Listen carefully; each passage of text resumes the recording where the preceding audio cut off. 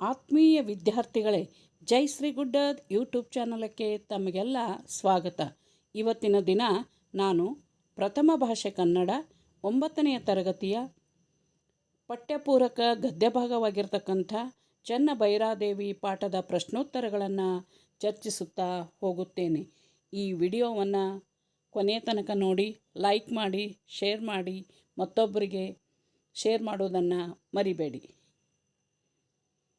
ಈ ಕೆಳಗಿನ ಪ್ರಶ್ನೆಗಳಿಗೆ ಉತ್ತರಿಸಿ.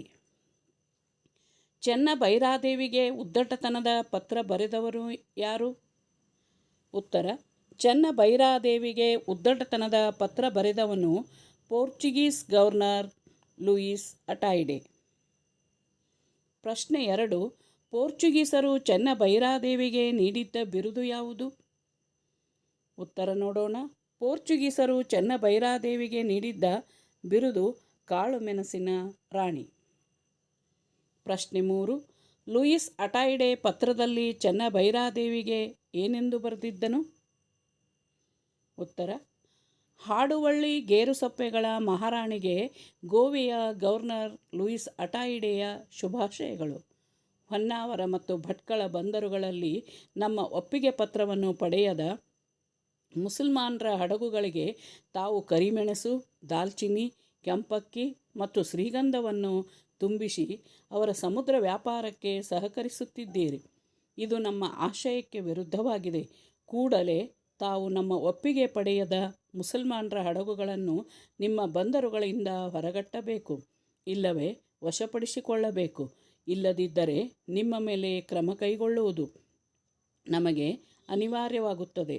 ಜೊತೆಗೆ ನೀವು ಪೋರ್ಚುಗೀಸ್ ರಾಜದ್ರೋಹಿ ರೋಜಾರಿಯೋಗೆ ಆಶ್ರಯ ನೀಡಿದ್ದೀರಿ. ಆತನನ್ನು ಕೂಡಲೇ ನಮಗೆ ಒಪ್ಪಿಸಬೇಕು. ಮೇಲಾಗಿ ನೀವು ಕಳೆದ ಹಲವು ವರ್ಷಗಳಿಂದ ನಮಗೆ ಕಪ್ಪವನ್ನು ಕೊಟ್ಟಿಲ್ಲ. ಇನ್ನೊಂದು ವಾರದೊಳಗೆ ಕಪ್ಪವನ್ನು ರೋಜಾರಿಯೋನನ್ನು ನಮಗೆ ತಂದು ಒಪ್ಪಿಸದಿದ್ದರೆ ನಿಮ್ಮನ್ನು ದಂಡಿಸಬೇಕಾಗುತ್ತದೆ.